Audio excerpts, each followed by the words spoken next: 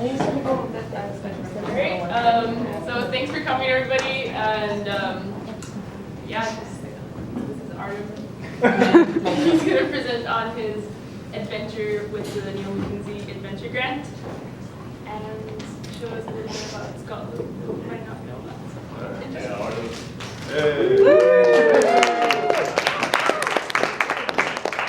Yes, there's probably nobody here who doesn't know me. Against the intentions of this slideshow, we're supposed to advertise the Mackenzie grant for next year, but well, I guess it's still advertising. But we're supposed to show it to new members and get them all excited. But it looks like everyone's been here quite well. But that's great. You know my grant here. All right. Good. Thanks for coming. What a person! Yay, new person. Completely new. No, sorry, I don't know your name. What's your name? Ilya. Ilya? Ilya. Ilya. Ilya? Who's? Hey, what's your name? Tom. Tom. All right, now I know everybody. For those of you who don't know, I'm Catholic. I'm gonna talk about my trip to Scotland I did back in April for 3 weeks.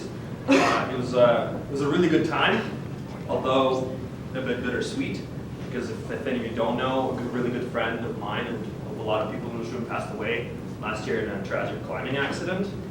And his parents started a trust, and with conjunction with the VOC, they're providing an adventure grant up to $1,500. I think they awarded 3 of them. They did 3 last year. I don't know what's the coming year.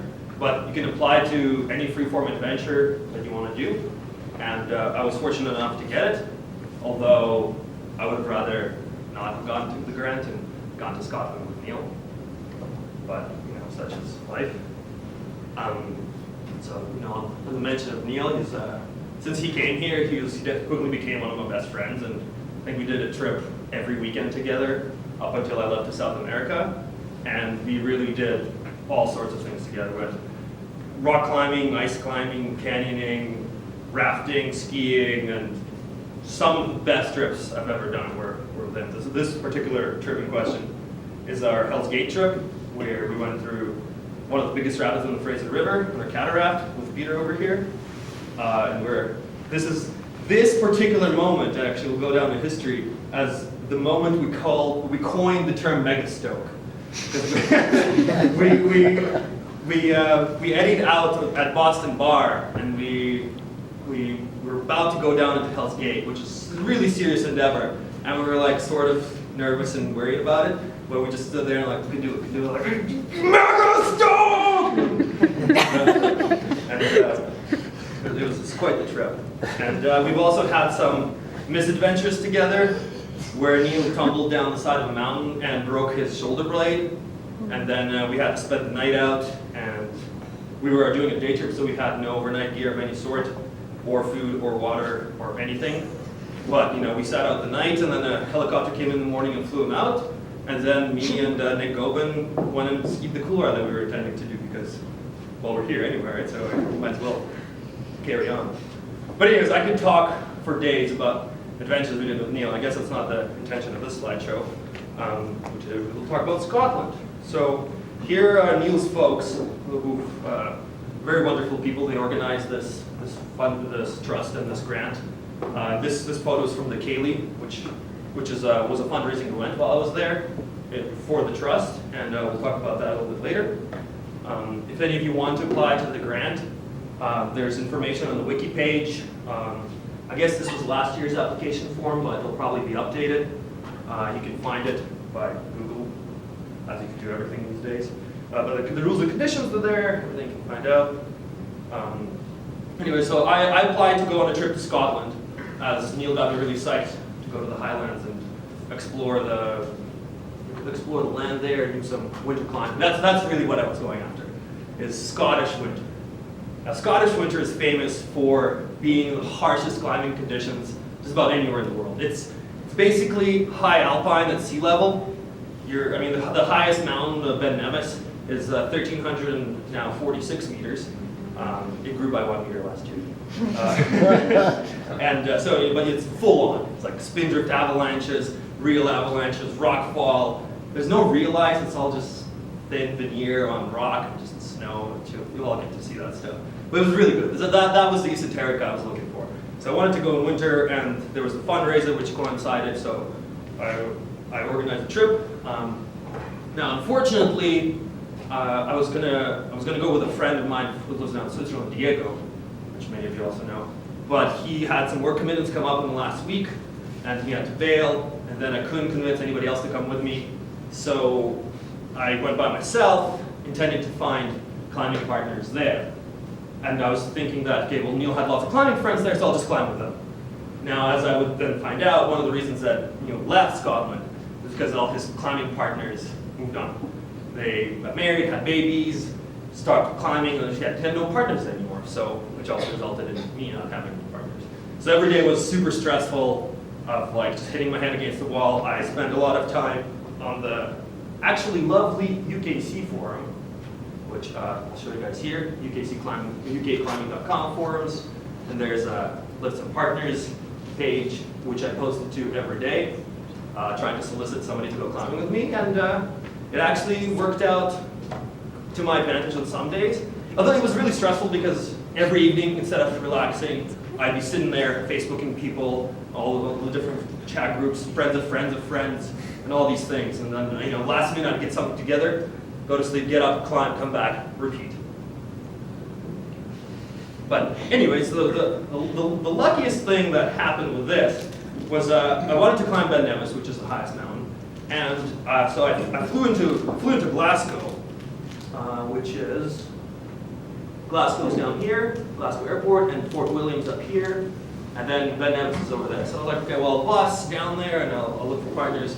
Both on UKC, and somebody's willing to go climb with me, and they were driving up from Yorkshire, and he said, okay, well, I'll be driving this day. I'm like, I arrive at the airport at 1 o'clock. He's like, cool, I'll pick you up, because I'm driving through Glasgow. So I turn up in Glasgow, and within half an hour, boom, this van turns up, picks me up, and we're on our way to Fort William. It's like, all right, sweet. It's a British gentleman, Bob Pilgrim. And he's an older guy, like in his 50s, but still an avid climber. He does a few trips to Scotland a year. So he picked me up, and we drove straight to Fort William, camped, and then got up early morning and went to climb the Ben. Now, Ben actually means mountain in Gaelic, so there's a lot of Bens in Scotland. They're not named after people named Ben. So this is the tallest mountain here. I can see there's still a bunch of snow in it. This is the north face. So a lot of the hills in the climbing in Scotland is that they're sort of eroded away quarries, which presents these faces, and you climb out to the top, and you're sort of on a rounded hill. You kind of just like walk away, which makes for easy climbing, but it's a bit anticlimactic because you're in these full-on, just hard conditions, and you get to the top, where you're like tourists walking around, and like, all right. Anyways, so this is a hike in. This is me and Bob. We're going to climb a Tower Ridge on this particular day. This is one of the most famous routes on the north face of the Ben. It follows this here skyline, which is a buttress that you're going to jump, just like runs into the summit. So we go around here and then climb through a couloir up to this point, and then follow all of the gendarmes up to the top. Oh, by the way, sorry, I forgot to announce. We're playing a drinking game. Just get your beers out. Whenever there's a photo of me doing the Artem pose, which is this, or any of their derivative, everybody has to take a drink. And don't worry, it's all coming. And I just did one, so you guys all take a drink back.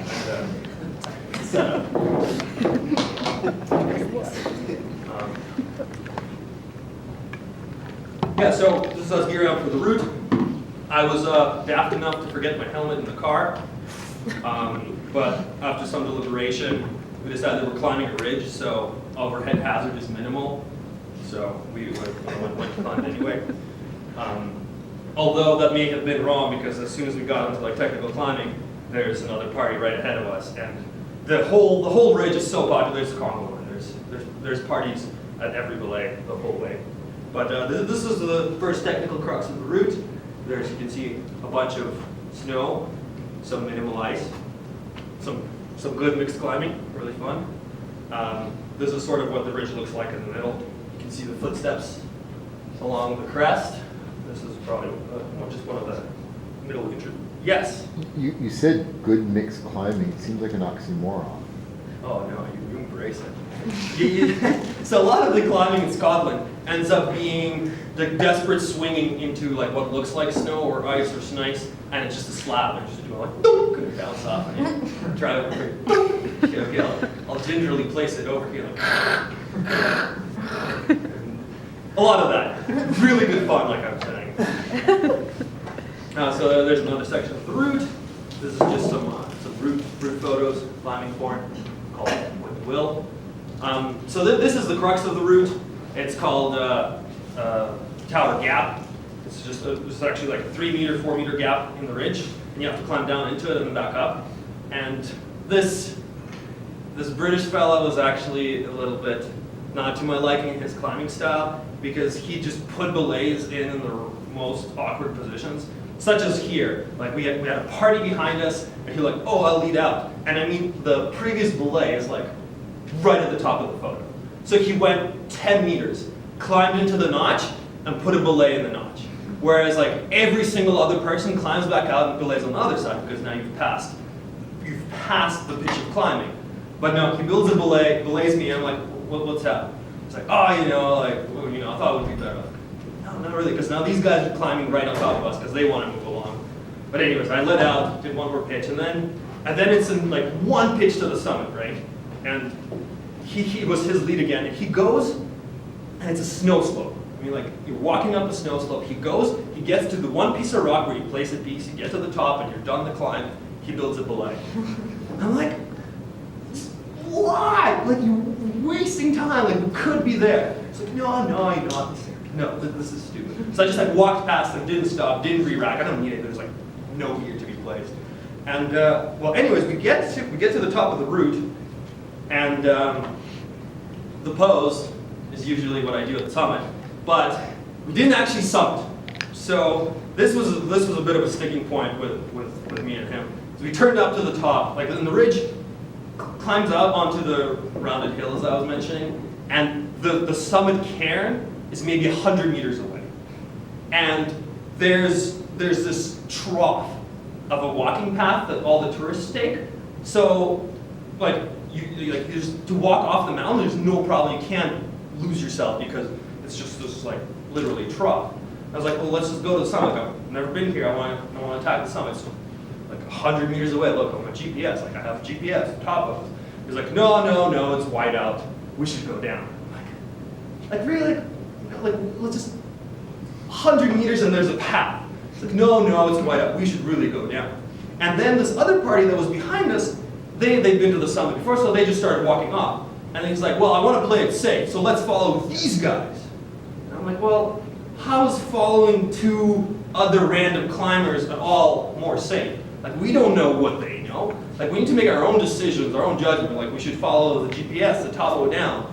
But we'll follow them down. It's like, this is just not making any sense to me. So that's, the positive was that I got picked up from the airport and got to climb. The caveat is that, you don't select your climbing partner, you end up getting stuck with somebody who's just, maybe just does weird things, like not great. But sorry to deprive you of my pose. I'll strike one. Have a drink. This is the way down. We decided to not take and then we didn't take the tourist path. We went down to the couloir, number 4 gully. We pop in through a cornice, rappel in, and then just walk down. And now this was about thigh-deep powder, which made me really cringe because I really, really wanted to ski it because it was just like really, really blower snow. And I thought it would be really fun. You guys are late, you have to have a penalty drink. So we walked down and we got back to Fort William, and then we camped one more night, and then in the morning I hopped on a bus and I went to the Isle of Skye, which is where New Bothy is. So we were in Fort William over here, and then I took a bus over to the Isle of Skye, up to Broadford, and then from Broadford I hitchhiked down into from Broadford, there's the Broadford post office, which is like somewhere up here. And then you hitchhike down into Elgol, and then you hike along the coast into Kamasunari Bay, which is over here, and that's where the new bothy is, which if you ever get the chance to, you should go visit because it's an incredible place. It's just absolutely gorgeous, and it's beautiful. The bothy's there, they have a plaque in the girl's memory, and just like, it's a very emotional place. It's very nice. So check it out. But anyway, so I turned up in Elgol, and there's a little walking path between some properties. And now on this day, it was just pissing rain. And I mean, atrocious. And I hitchhiked a ride with this local, and she's like, "Oh, you're hiking to Kamasunari? Don't take the regular trail. Like it's boring. Like I'll show you a shortcut along the cliffs, along the seawall. Like, it's so much better." Oh yeah, sounds great. Now little did I know, it's like cliffs all along the shore, and then there's like a 45-degree heather slope all above it with a trail along it. And you know, like on a regular day, it sounds dandy and fun, but on this day, it was a little wet. It was a little slippery, and like slippery to the point where I almost put on my crampons.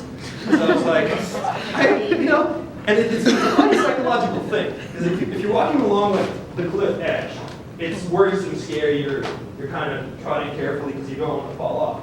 But place yourself like over here, and you're not at the cliff edge anymore. You're like, sure, no problem. But the truth is, if you slip, like there's no way you're stopping. You're just gone. And I actually biffed it a couple of times, and I was like, this is a little unnerving. But like, this is what the trail looks like, right? Just grow your nails out a bit. I've had to rest that way, and it's not pleasant. So this is what the trail looks like. You can see it's a little bit submerged by water. And at the top there, that's the cliff edge. So, good times, walking along, then you descend into this river delta. And so the guy who gave me this ride failed to mention that there's a river going through there. And I think normally it's just a little creek and you just hop over it. But at this point, it was a bit of a, oh, sorry. Sorry, this isn't the creek in question. This is the river in question. So the river was like pretty raging, and I like walked up and down this swampy area for a while, looking for for a place to cross. Couldn't find a place to cross, so I was like, okay, I'll just wade across it. My boots are soaked at this point anyway. I don't need to take them off.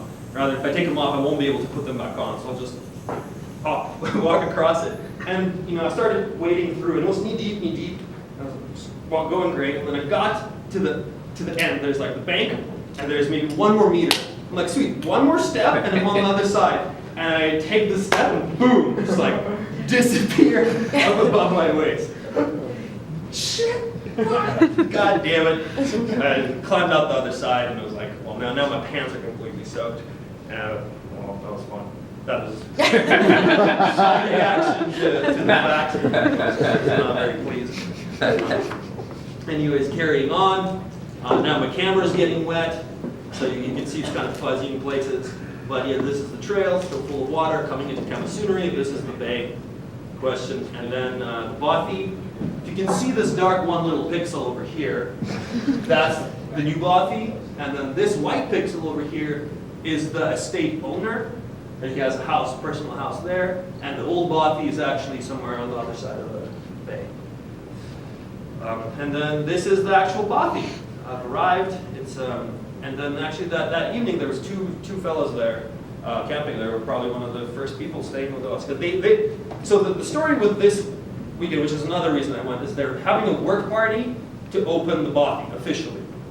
And again, I imagined, I'm going to go there. There's going to be lots of Neil's friends for the opening. There's going to be ceremony. I'm going to come in. I bought a bottle of scotch. Like, it's going to be great.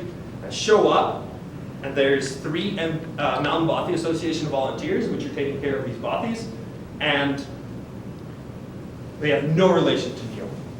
They know that some people donated some money. They don't know what their relation is to Neil. They just know there was some accident, and they're building this bothy. As far as they're concerned, this is still Kamasunari bothy. It's not actually called Bell's bothy, and it was a bit disappointing that the only person that showed up to the final work party was me from halfway across the world. And I also, the Coolin Ridge is right there, which is the test piece of mountaineering in Scotland. I really wanted to do it, which is why I was carrying crampons and ice axe and all this mountaineering gear. You can see there's not a lot of ice here. But I had aspirations, like somebody's gonna be there, we're gonna go climb some stuff. So I carried everything in, and there was nobody. So I didn't really get to go to the Coolins, but that's an objective for next time. This is the plaque that's outfitted inside of the bothy. It's in memory of Neil and Steph and Yelena, and it encourages everybody to share a dram. So let's have a drink.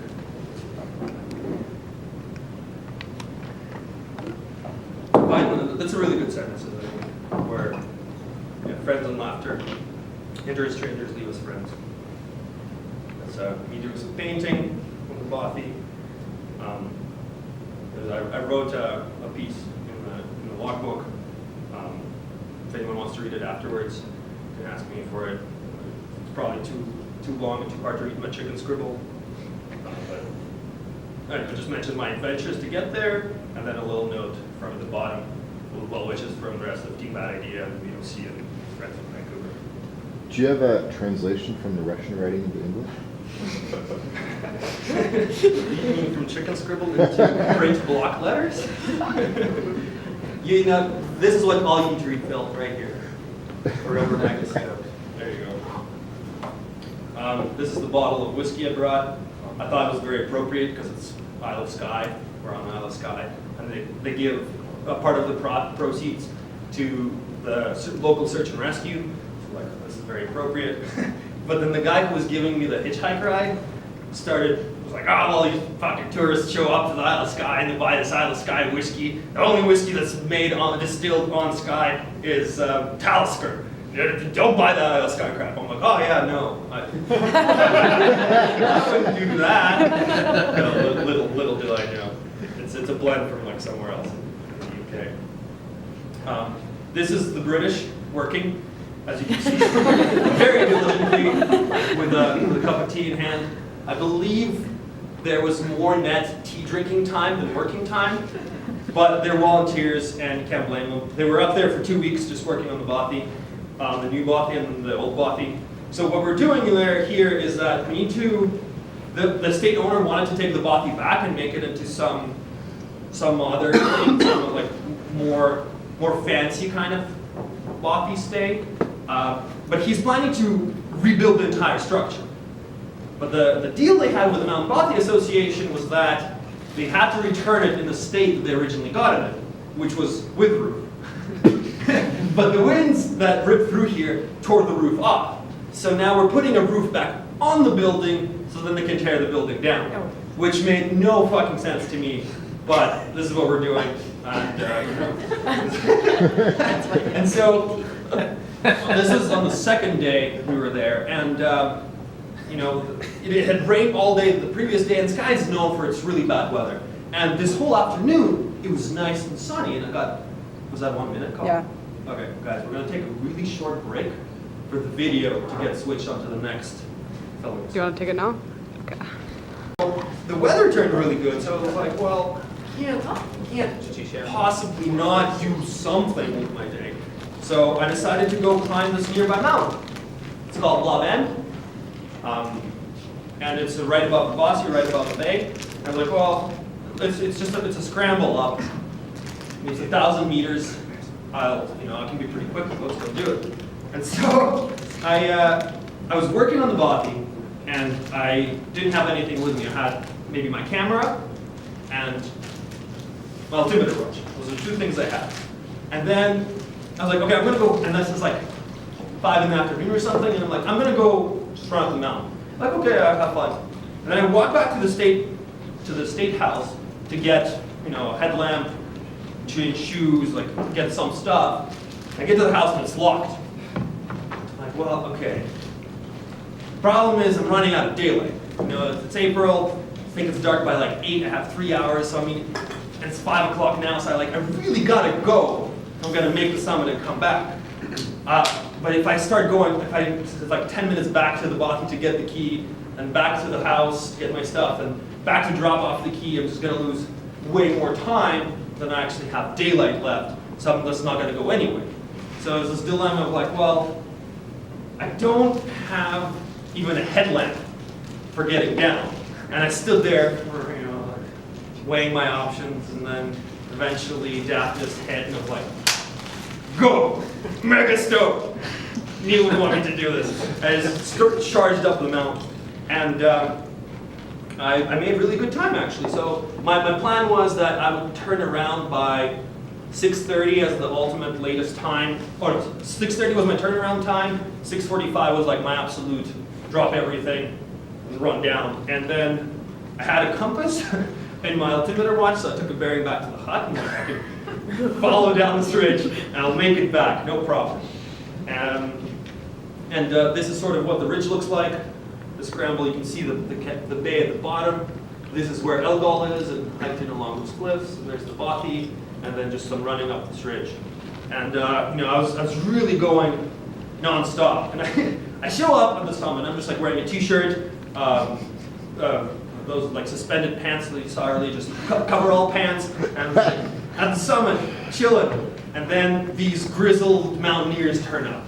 The like British folk, they turn up, and they're like got ice axes and big boots and helmets and bivy gear, and they give me this dirtiest stink eye. Like, what the hell is this chopper doing up here? And it's like, hey guys, can you take a photo of me?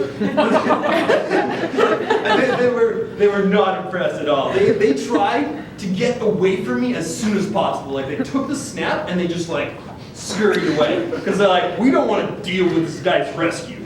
So they took off. And it's funny how this plays out psychologically, because if I was Finley Wild, who's like the famous mountain runner, and if he shows up in a t-shirt and runners, they're like, oh, awesome, you did so great, yay, and when I shake hands and get his autograph, I show up like looking like that, and I'm like, whoa, better leave, this guy needs a rescue. So it's a bit of a disjointed. Like, I'm gonna take this photo, and now we all get to drink. Dude, what happened to your legs? Yeah, it was really hard to get up there without them. You just didn't want us to see the pants. No, what I didn't want you to see yet is, so the photo after, was my choice of footwear, which was the most ridiculous thing, because, so you saw how wet it was, and basically the whole bay is a bog. It's just like deep mud. So naturally, for the mud, I wore Wellingtons. and running around in Wellingtons, they're a little too big for me. So they pulled my sock off, so I was like, forget the socks. I tossed the socks out. So I was wearing wellies on bare feet. And suspender pants. And suspender pants. Underpants? No, don't answer that. Don't answer.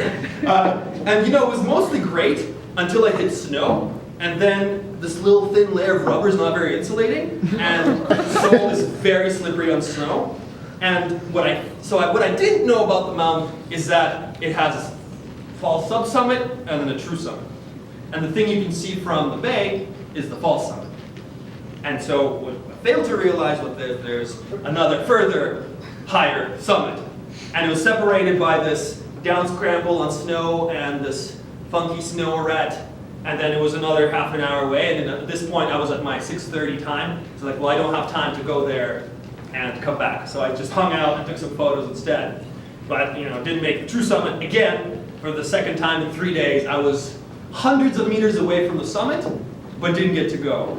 And when I got down and looked at the map, this true summit is like 4 meters higher. So, just like really rubbed it in. I was there, but almost there. If you played basketball as a kid. Well, that's why I carry cinder block around sometimes. No, I can be higher than everybody. Anyways, with all the drama that I was expecting to happen with this run, nothing actually went down. There's big ominous dark clouds rolling in. It was starting to get dark, but I just ran straight back to the hut and made it for dinner. They fed me. It was great. It worked out brilliantly. So sorry to disappoint. No epic in this particular situation, but it was a riot. Anyways, this is the next day. You can see the Bell's Bothi over there in the distance. There's an old Jeep track that sort of winds its way up the mountain. You can maybe make it out. It's like running those zigzags here. And then it goes over this pass and then down to the other side to the highway, which is the actual trail in. So we did some more work on the bothy, took some artistic shots, and we hiked out. And then one of the volunteers was driving back to Inverness, so I got a ride out to Inverness, where I was actually based for the rest of the trip. And I stayed with one of Neil's friends' friends for a few days. And she lent me a mountain bike to go biking the next day. Because it was pouring rain, I showed up, I didn't have a climbing partner for the next day, I needed to do something, the weather was miserable, so go mountain biking. They have these awesome trails all around. They're denoted by these cute little squirrels, so you can follow it along easily. It's some awesome single track. It was wet, but it was fun. It was really good fun. I was actually really impressed by how green things were. I was in Hawaii back in February, and I always imagine Hawaii to be this like amazingly green place. But it's actually kind of sunburned, sun-bleached everywhere, and kind of just like really bleak. Whereas Scotland is like super, super green. And it was really beautiful to see. It was like gorgeous hillside. Just rippling along some trails, down the single track. And then the single track runs into the side of Loch Ness, which is where the famous Nessie monster lives. This is me pretending to be the Loch Ness monster or something. I did not see the Loch Ness monster, unfortunately, but neither did this guy. And he's been there for 27 years. He dubs himself the Nessie Hunter. Back when he was a kid, he was mesmerized by this myth, and he gave up on everything else in life and became a dirtbag, not of the climbing variety, but of the monster hunting variety. And he got this van, and he drove around in it for 10 years until the van broke down. And so he parked the van in this particular beach and converted it into a shack, and now he lives there. And you can see his binoculars over here, that he sits there and he keeps a diligent watch of the loch in case the monster ever turns up. And he makes a living by making little clay sculptures of Nessie, which then he sells for £6. And that's what he does. And then there's a cafe nearby, which I think gives him their leftovers, which is how he eats. I tried talking to him, but he seemed pretty convinced that Nessie was going to show up one of these days, as are a lot of people in the area. I had to resist really, really hard from just trolling him, because he's inside the house, and I was like, oh my god, there he is! But I eventually concluded that he might just kill himself and kill me or something, so that would be pretty devastating. He wrote me out like, oh no, I'm just kidding. Should have told him it was gone by the time you got that. Ah, yeah, sorry man, you missed it. Another 27 years. And then in the evening, me and this girl, Nicola, I was staying with, we went and snuck into an abandoned insane asylum for kids as an evening activity. So after looking for monsters, you snuck into an insane asylum? Yes, that's right. Makes sense. It's a logical progression of events, isn't it? So we snuck in, and it's pretty broken down inside, pretending to be a ghost. I found this an interesting site. So there's the acute and rehab team group, which, I wonder what they do. And then for some reason there's a poster advertising mountain biking below it in this abandoned building, and the poster's like very recent. So it's like, well, I don't know what's going on, but okay. Moving right along. So the next day I went and I visited a town called Drummondrocket, which is on the side of the Loch Ness. And there's not one, but 2 Loch Ness Monster museums. I naturally had to visit both of them to compare, because to find out what they were showing. And I think one is supposed to be a little more government-funded and scientific, and the other one is called Nessieland, and it's more of a like kid-friendly thing. Well, the truth is they sort of present basically the same information. And it was actually really interesting. Against my expectations, I had an absolute blast going through those museums. They talk about all the history of all the different sightings that may or may not have taken place, and all of the research that gets put into it. And one of the things that I remember, one of the facts that stood out most to me is that the Loch Ness Monster is a 30 million pound a year industry. So if you think about it, that's a lot of money for a myth that's never actually been seen. But it attracts so many tourists, hotels, anything along the loch, making so much money off of this.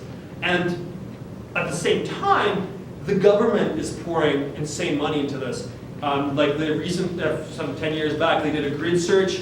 So they took 100 boats and lined them up, and then just like went along the entire lake with a sonar scanning the bottom, trying to find Loch Ness Monster. And this cost millions and millions of pounds.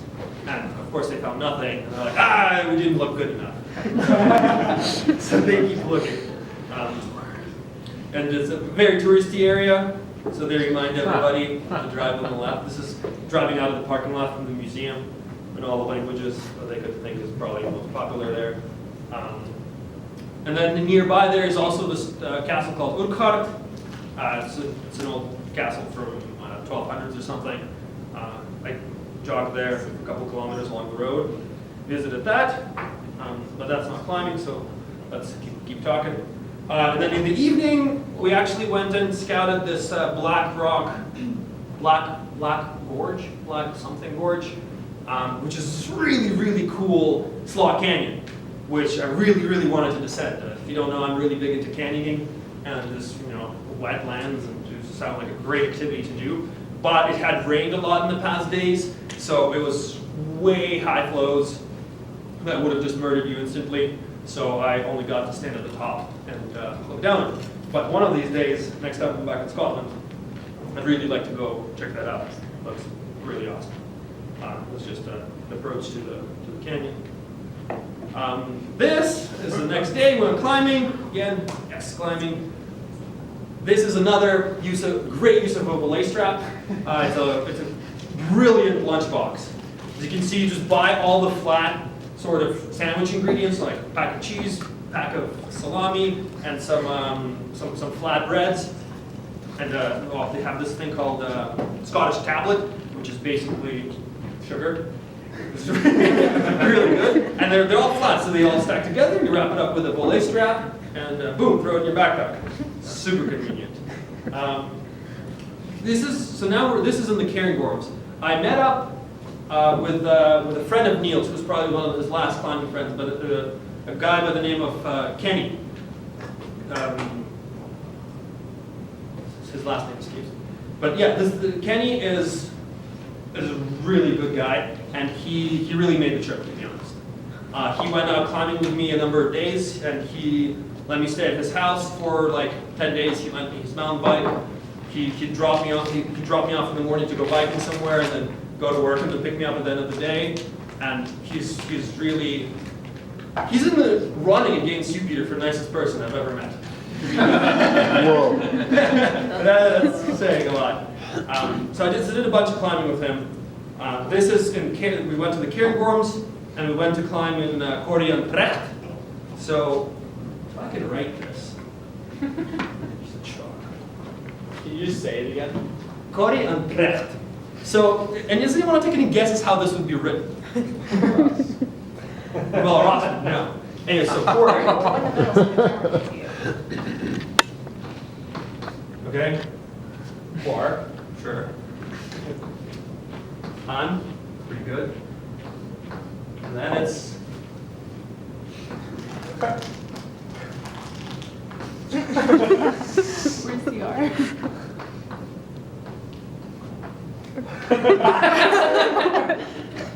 How do you pronounce that? Korean. And Schnekta? And I was saying, he was like, oh, go to Corrie an Precht. Oh, I don't think I've heard of it. Because I'd be reading the guidebooks and I'd see this word. You're like, Corrie an Precht.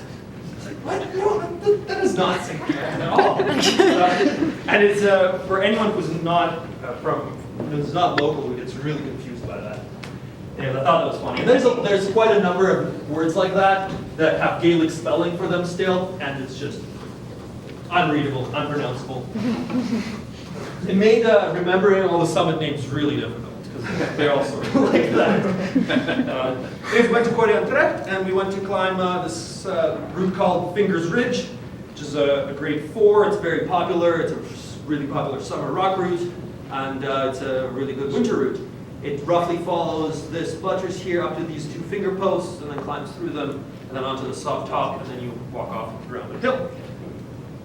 This is the typical climbing conditions. You have rock with some slushy snow on it, and you're kind of digging around.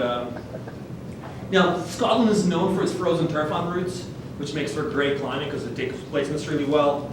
But when the turf is not frozen, it's sort of equivalent to butter.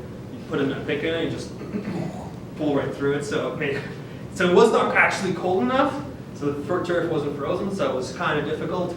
But we're making our way along, having a blast. We're getting to the fingers. This is the crux of the route. You have to climb up the finger and then past it and then up the slab, broken slab in the back, which is usually covered in about a meter of rime. So you ice climb it. This time of year it was now barren, so you have to dry tool up it. And I was fortunate enough to have that lead. Here's me super psyched at the top. And then Kenny followed me up. This is Kenny.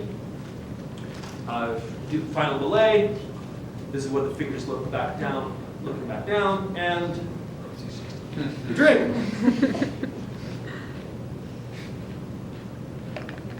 So we topped out on the route.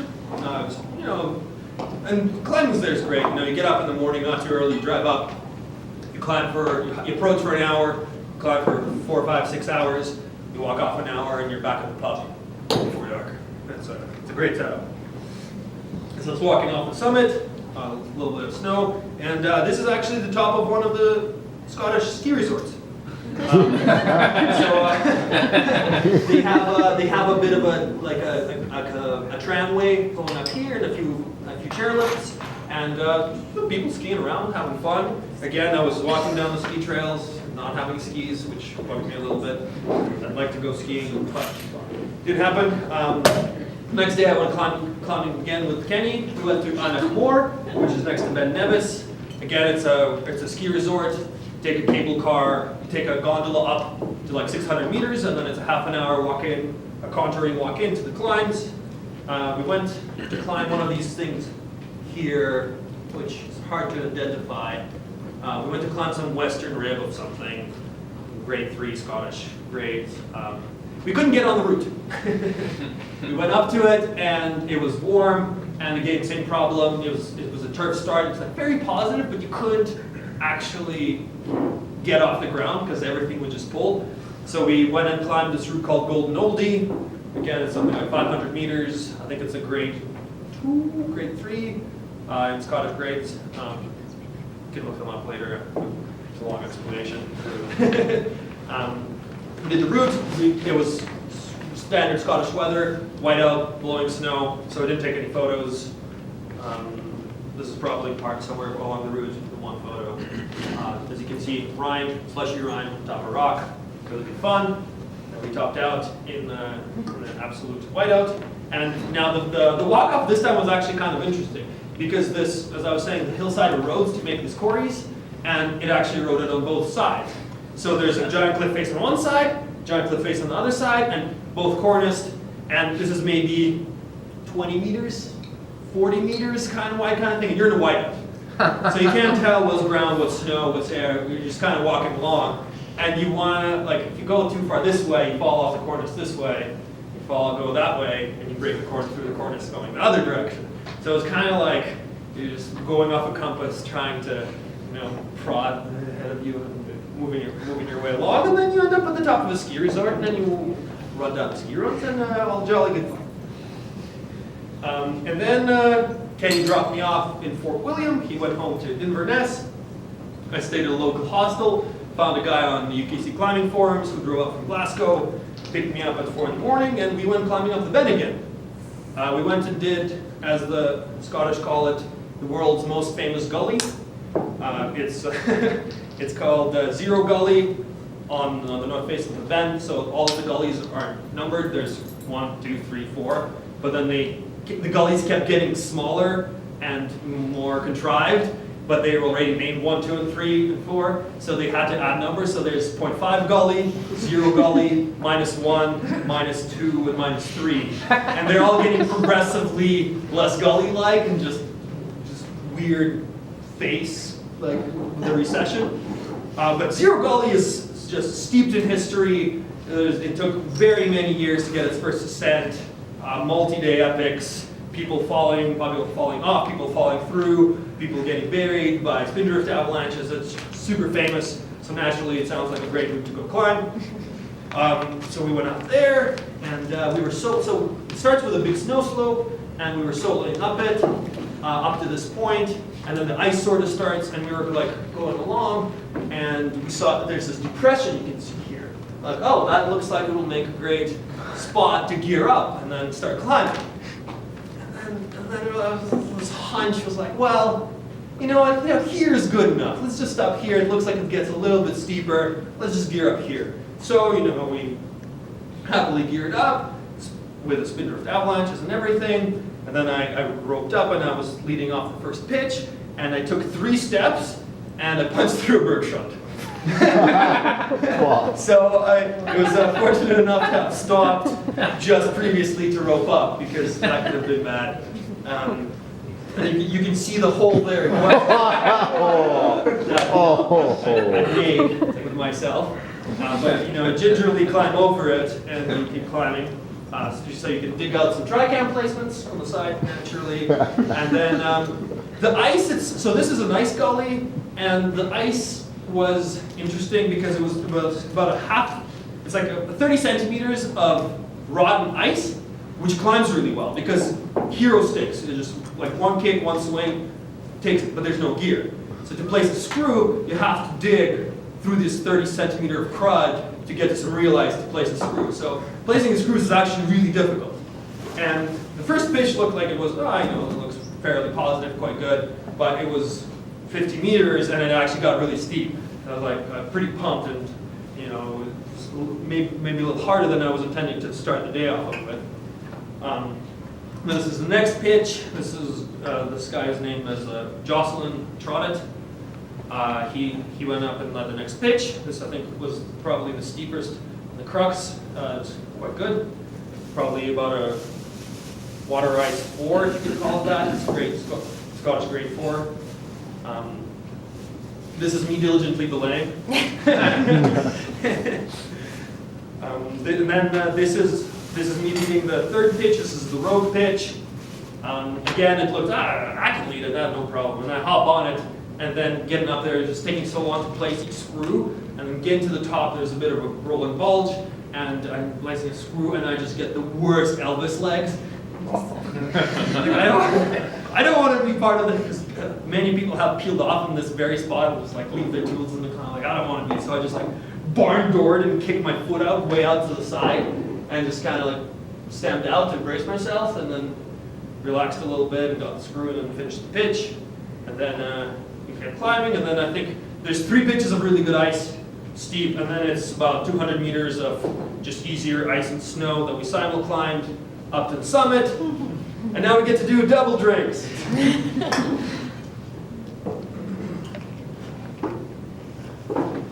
So I finally got to remove my asterisks from the bend and made the true summit.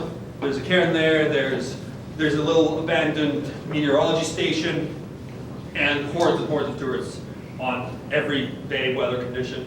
As you can see, this is typical summit conditions in Scotland. You see the glorious views. This is probably the whiteout summit, of which I've been many, many times. But tourists are up there, and we walk off, and we actually walk below the cloud, and you can see the views. There's still some snow about. That's Fort William down the bottom of the bay, the locks. And that was a really, really good day. And then actually, so he went back to Glasgow, and then he hitchhiked for 3 hours to get back to Inverness, and went straight to meet Neil's parents for dinner at this fancy restaurant with like our whole family, which was a bit awkward because I turned up like soaking wet. It was like down, mountaineering boots, just like ice axes on me. I was like, I had to make it to dinner. And they had a good laugh. They appreciated it. And then the next day was the Cayley fundraiser. So they rented out a gym. It was in the Far Village Hall, which is where they live. It's a little tiny community, maybe a few thousand people. It was really good. They had fundraising all day. They had dancing. They had kids events. They did some bagpiping. The men played some rugby, some Scotch rugby. Every time the point would score, we'd take a shot. I spent a lot of the day trying to ride this crazy bike, which is one of those bikes where the handlebar and the wheel are geared in opposite directions. So when you turn handlebars right, the wheel goes left, and you eat pavement. So I spent all day trying to get to ride it, and after many hours and bruises, I actually could make like a 100-meter stretch. And it was good. It was this challenge I set in front of myself. Like I really want to see how far I can get on this bike. So I did a bunch of that. I played some Russian folk songs to the villagers of Far community. They're all joking how this is probably the one and only time in history that Russian music will ever be heard in this community center. And I probably played until they got tired of it, and they brought up some other singers that took over and sang non-Russian things. And in the evening, there was lots of drinking. There was haggis for everybody. We did a bunch of dancing. It was really upbeat music. They had a good band. I won a couple of bottles of whiskey. I outcompeted a small child with a bottle of whiskey, which I think was a favor to humanity. They do this game called Scottish curling, where you put a bottle of whiskey on the ground across the floor, and then everybody takes a pound coin and slides it towards the bottle, and then whoever's coin is closest gets to keep the bottle of whiskey. And this 9-year-old kid tossed his little coin. And the kids want to play the games, right? They just want to do this. And then he placed his coin an inch off the bottle. And everyone's clapping, excited, nobody can beat that, nobody can top that. And then I took my coin and actually knocked his coin away. I didn't hit the bottle, didn't get close, I just knocked his coin out of the way. And then I was closest, so I won. And he didn't become an alcoholic, so he did the world a good favor. There was more dancing, and then we went and stayed at Neil's house, which is actually an old school. It's quite a big building. It's nice. We did a bunch more drinking there, and moved on. And then the next day, I met up with Tom and Barbara, which are really good friends of Neil who live in Edinburgh. The other two climbers, they were at Cayley. They picked me up, and then we went to climb up on the Buchel Etive Moor, which is this mountain here. It's probably the most photographed mountain in Scotland. It's on every postcard. It's what's the name for us? Glencoe. Glencoe. Thank you, Glencoe. We went out to climb this route called Curved Ridge, but it's completely melted out, so it ended up just being rock climbing, and it was easy rock climbing, so we just soloed it the whole way. This is just another approach. This is us climbing along the route. This is Tom in question. He, at the moment, is wearing a back brace because he took a whipper and decked on a climb and compressed some disc in his spine. So he put on a brace to keep climbing, and he's a champ. He trooped it up. He put on his harness in case he needed to get belayed, but we made it through. Now we're going to take another quick break because there's another. Are we ready to go? Yep. All right. So anyways, it's us climbing along the ridge. It's low 5th class, no problems, getting along super well. Then there's a little bit of a snow slope to the summit. This is Tom and Barbara. If you guys ever go to Scotland, you should also meet up with them. They're freaking hilarious. They're really funny people. They're absolute blast to adventure with. And then we made the summit and strike a pose and have a beer. And actually, look carefully, that mountain at the tip of my ice axe is Ben Nevis. So this would be the first instance of me seeing Ben Nevis on the trip, even though I've stood on top of it twice. And then the mountain to the other side of the ice axe is Enoch Moor, which is the other thing that we climbed. Some views. I was very impressed to not be in the cloud. See some things, enjoy some scenery. So I took a few photos. And then this is the gully, straight back to our car, and a few photos back. this photo you can see, so on the summit, then you walk down, and then you take this gully straight down, and the typical descent fashion in Scotland is to glissade. So you get on your bum, and you just slide down the whole couloir until there's no more snow, and then you walk. So the circuit's coming down, and then Barbara and Tom drove back to Edinburgh, and I hitchhiked again back to Inverness, and then met up with Kenny again, stayed at his house again, and the next day we went and did the Antellic Traverse, which is this mountain range in the northwest of Scotland. Again, just a day trip, hopped on out, getting along. It was super, super windy, so we're put on probably the most clothes I wore for the trip. It was just super cold, but getting right along. This is the traverse in question. We're just following the ridge all the way around. It makes a big horseshoe. Really good fun. Mostly scrambling. A few pitches of rope climbing. Just more photos of the ridge. More photos of the ridge. Traveling along it.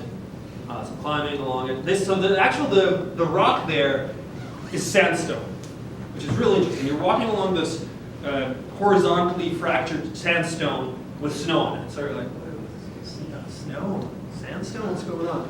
But it makes for really cool looking geological formations and really good triangular places. Walking along, silent climbing. Some views, again, we're fortunate with the weather, but as the day wore on, the weather got worse, but we made the supposed high point along the ridge. So there's a little cairn, strike a pose, drink.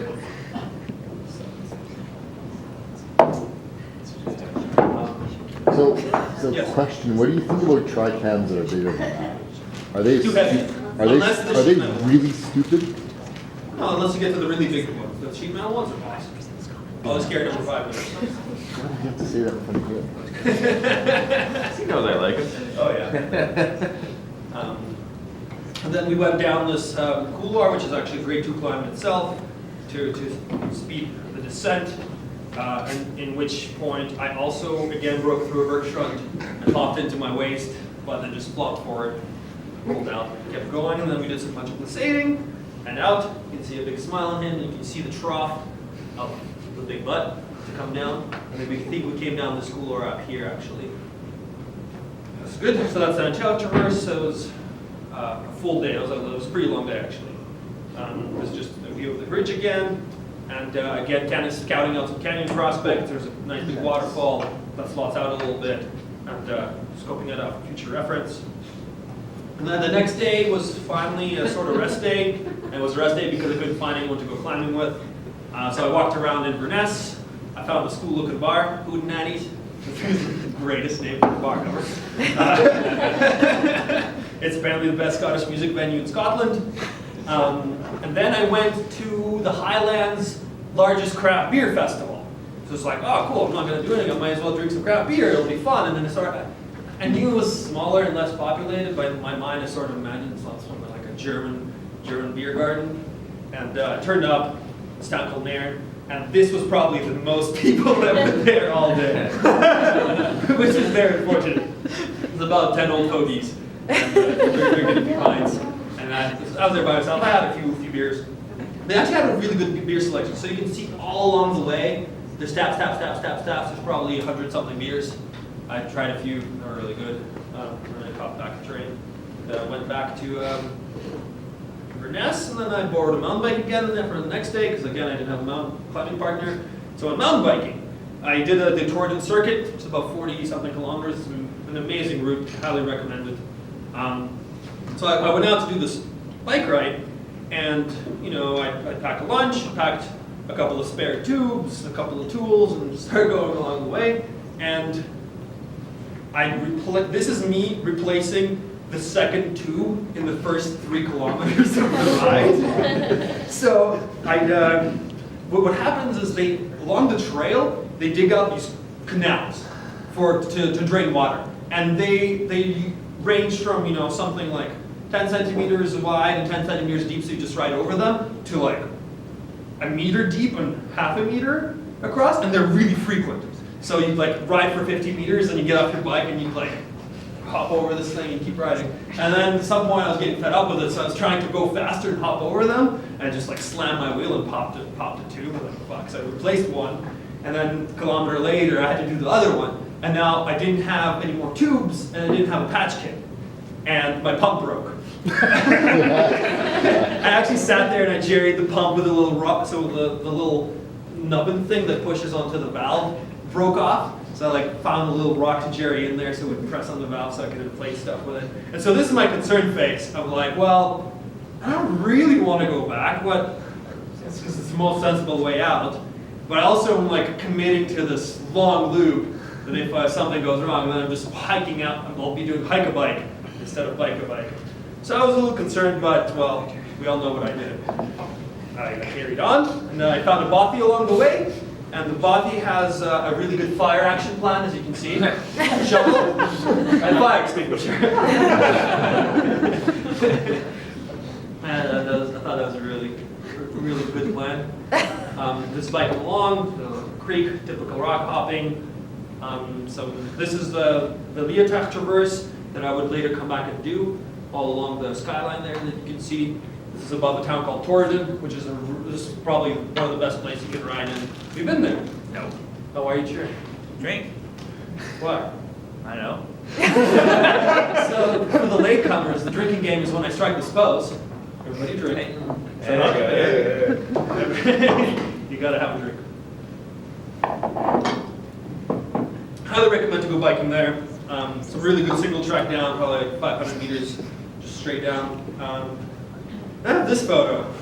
I have a really concerned face. And I can't quite recall what it was, but something along the lines of like halfway through the circuit and the wind was howling and there was a thunderstorm rolling in, it was pissing rain, and I was like sort of concerned about not just popping another tire. And I guess the biggest thing in my mind is I took a train to this place that I can't pronounce, and it's not a town, it's not a thing, it's just a stop along the train tracks.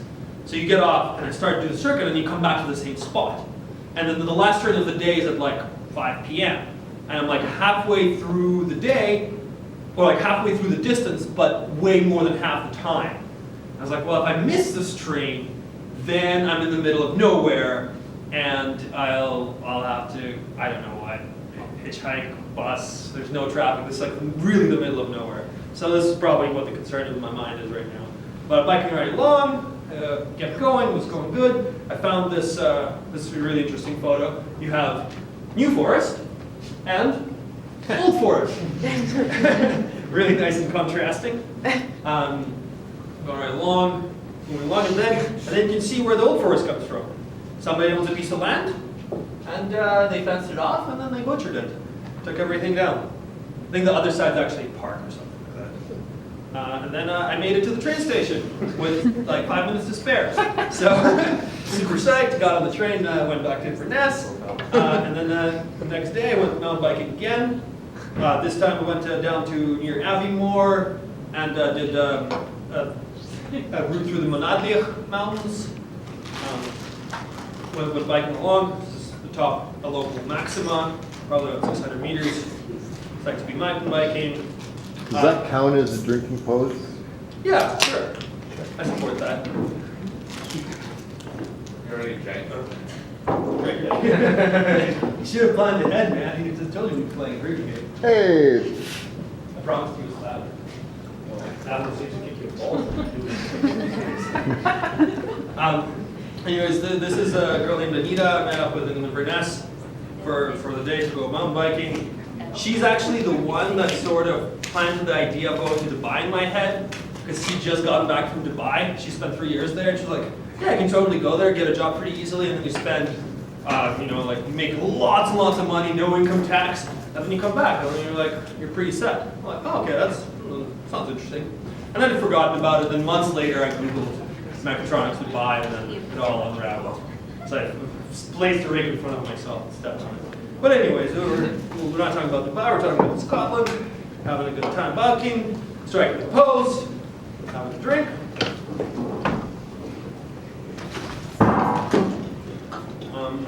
The mountain bike was in the snow, Oh, didn't work very well. That's about as far as we made it. that's super. Super slush. And then this route ends with an awesome like 700 meter downhill single track, except for one of my brakes broke. So I only had one brake, which like makes it really hard to go down the slippery, mossy, heather, whatever's mud. So it was kind of hard without the other brake, and I fishtailed out a lot and biffed it, but it was a good time. Aside from that, it was an awesome single track. Back to Abbeymoor, and then back over to back into Inverness. And the next day, I found another climber off of UKC, and we went and did the Leotard Traverse that you could see on my earlier Torridon photos. This was an older fellow by the name of Brian Shackleton. And in case you're wondering, yes, he is the descendant of Ernest Shackleton. So I thought that was pretty cool. I was climbing with a descendant of history. He's like 6 generations removed or something. So I was like, I guess not that. I think it was like his uncle. So, but anyways, he's Brian Shackleton, really good climber. We went out to do this the Leotard Traverse. Oh, we did 2 traverses that day actually. Went and did a North Pinnacles Traverse, which runs into the Leotard Range, and then you finish the Leotard Traverse and out. And it had snowed overnight all over where I was biking earlier. And the troughs I mentioned earlier, they were covered by this layer of powder. So as you walk along, you don't see it, and then you plant your foot, and you disappear, and you face plant, and I really busted up my knee pretty bad. But you carry on. And then we were going, and then this is the horseshoe. So you climb up this ridge here, and then you actually do the entire skyline over and around. And we didn't find the proper start of the North Pinnacles Traverse, so we just climbed this random gully, which is probably Scottish grade 5. This is some really good climbing. Brian led it. I was scared. We got on the ridge, and then climbing along the ridge. Again, we had good enough weather to see some stuff. This is the North Pinnacles Traverse. You can see there are these gendarmes along the way. Here's one, there's another one, there's up there. Some really good climbing. Another photo of the ridge. Going right along, this is looking back down the ridge. So we climbed up a gully somewhere back here, and then all the way along. And then this is the rest of the Leotard Traverse, so we go along here and out to the other side. Some nice snow formations. Don't have any more photos there. So we were going right along, and then in the middle of the route there are these the Passerian pinnacles, which you go up and down. It's like probably the second crux of the route, and we'd gotten through them, or like most of the way through them. At which point Brian realized that he was missing an ice tool off of his backpack, and like, it's not something you just give up on. So we went back to look for it. So we climbed back over these pinnacles, and then back to the high point where the North Pinnacles Traverse joined in.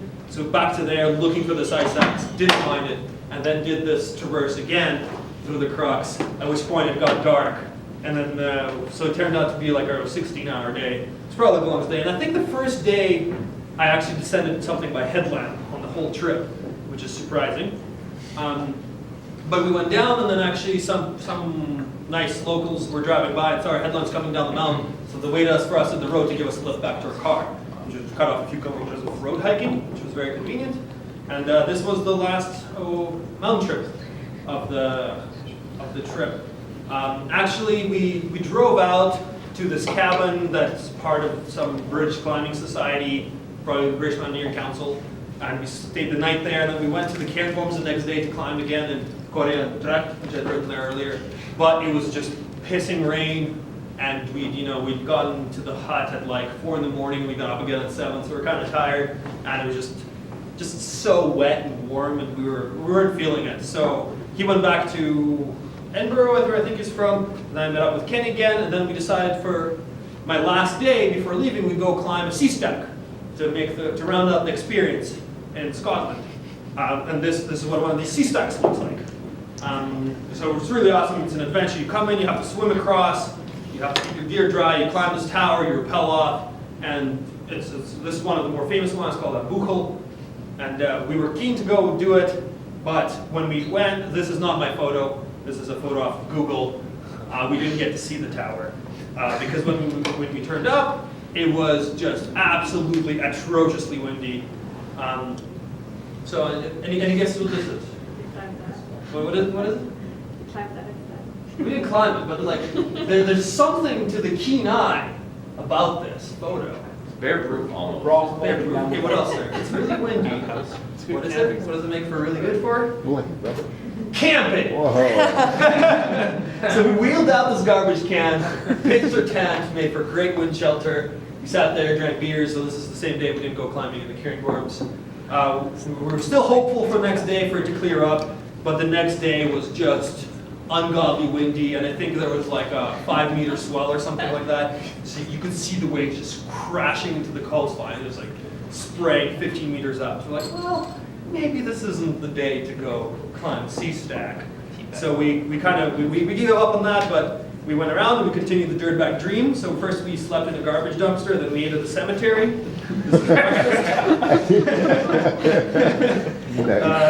Then we walked around and then went and appreciated the waves. Me pointing to the waves. Everybody help me drink.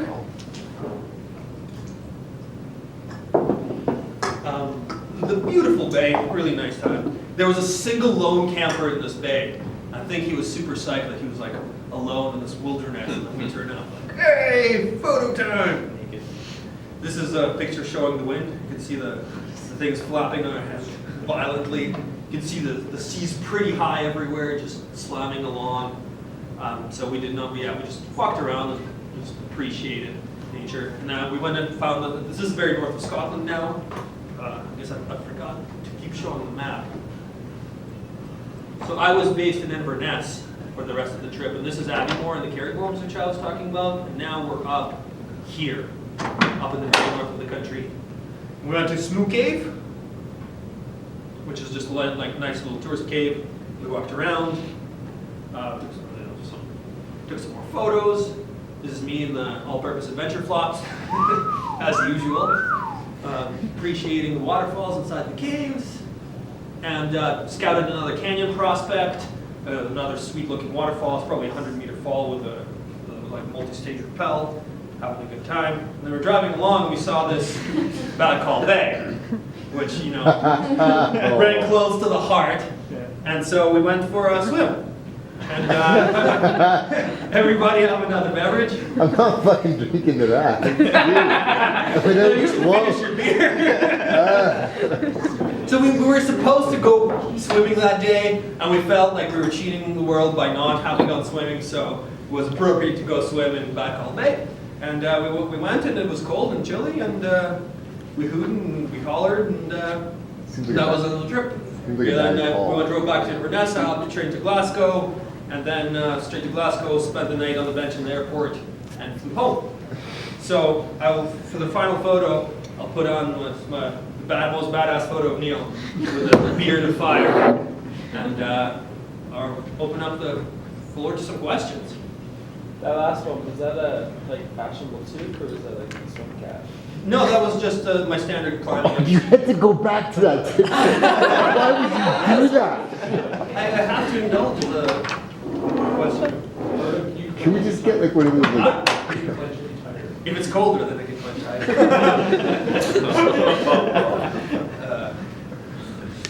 Any other questions? How long were you there for in total? That was 20 days.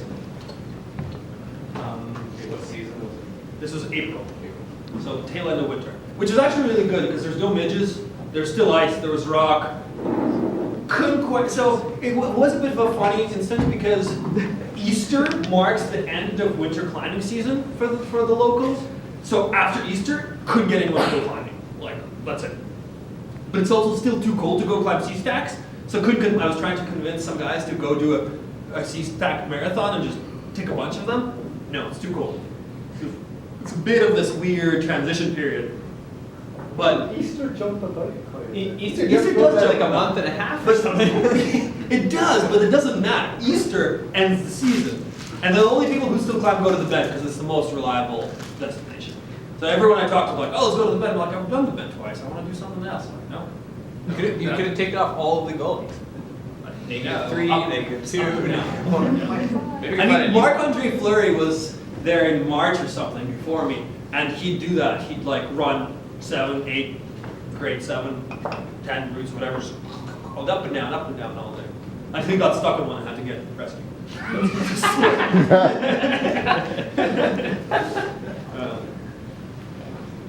Any other questions? How long of a drive from the Cairngorms up to the north, where you were like looking at the? So Inverness to the ski stack was about a 3-hour drive. Inverness to the Cairngorms is an hour drive.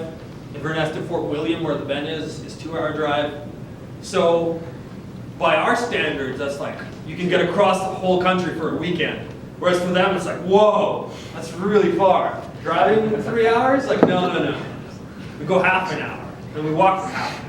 None of this, drive a day, approach a day. They don't think that.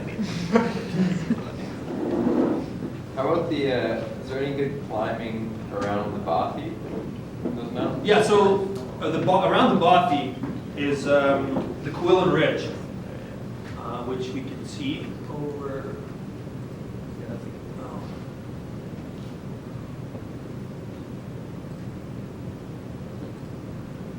What is the 2 poles hunting? This. So this is the Quillen Ridge, and it's right above the Bothy, and it's the Mountaineering test piece in Scotland. It's a really good summer traverse. It's a really hard winter traverse. It's probably the hardest climbing in Scotland. And then you don't have to do the traverse. You can do just day trips to any one of these mountains. There's stuff like the Inaccessible Pinnacle, which is a cool little tower on one of the summits. I desperately tried to convince some people to go to do this traverse with me, but again, it was in this transition period where there was like still some snow on the route, so it wasn't quite summer conditions, but it was at the same, also like, yeah, just nobody wanted to go do it. So it wasn't summer conditions, but it was too melted out for winter conditions, so people just left it. And then the sky is known for bad weather, so finding a good weather window while I was there was quite difficult to line up with the party and everything. So this is something I'd really like to go back to do. And it's right above the Bothy. And actually the mountain that I climbed, Blob End, and then there's a mountain on the other side which I forget. And actually that's also a well-known traverse with also some good rock climbing on it, like mid-fifth class. Any other questions? Did you place any warthogs? I did not place any warthogs. The turf was way too thought out. I spent a lot of the trip looking to buy a warthog, but they've been discontinued for over a decade. So you can't really buy them at the store easily anymore. And anyone who has them holds on to them because they know they can't get them anymore. So I was posting on the UKC forums, like looking to buy it used. I was asking in every gear shop if I could buy a warthog. Nobody had them, and I was like, that's like the one souvenir I wanted to bring back from Scotland, and I couldn't get it. And then actually, in a moment of Mother Teresa, again, Peter, he's out competing here.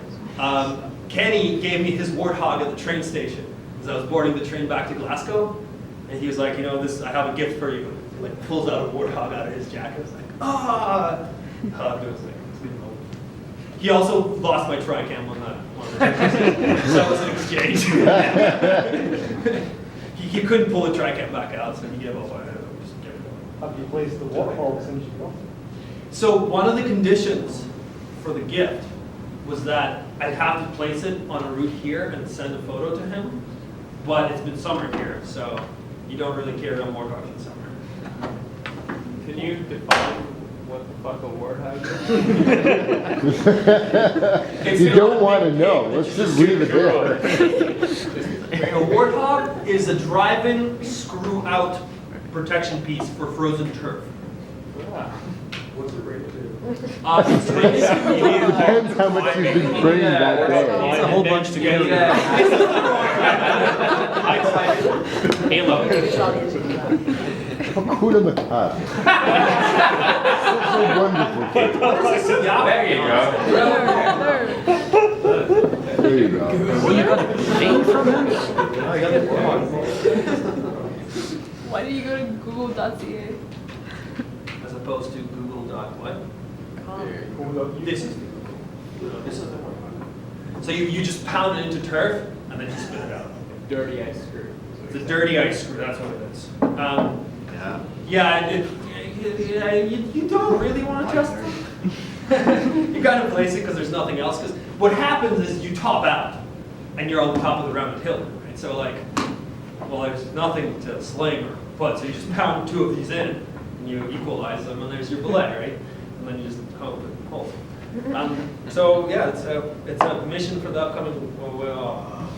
Just realized I'm not going to be here to climb ice this winter, so I'll go pound into some sand in the desert. Here's the sand. Yeah. Any other questions? How does this non-frozen turf work? Like, wouldn't you just, if lots of people climb the shoulder to it, when they're just ripping it all out? Unfortunately, some of the popular routes do become deturfed, which is a problem. Okay. So in principle, like, it's bad to climb a route which is thawed, because you do take the dirt off. Right. Okay. And it like, you really can't climb it. You like, it just pulls straight through, like it's butter. It's awful. Any more questions? So, you can ask me more questions at the pub. We're going to relocate to the pit pub and have a bunch of drinks and enjoy a good time. Now, before we go, I have, back in December, I filmed for a TV show that was not to be, it never made the air. Is it X-rated? Because I don't want to know. If you want to watch it, find out. So I have the sizzle for it. Phil, if it's X-rated, If you people already want to see. watch it. And How long is it? it's 11 minutes. So if you want to, you're free to go to the pub. Not home, we're going to the pub. But if you want to stay, you can watch this video. So Do it. let's have a show of hands. Who wants to watch this thing? Go ahead. Oh, all right. How long is that? All you people who didn't put up your hands, get out. Can I go to the bathroom? Yeah, sure. We'll take a 3-minute break. You'll not 3-minute break. I need a and then we'll show this video. I really need that. I mean,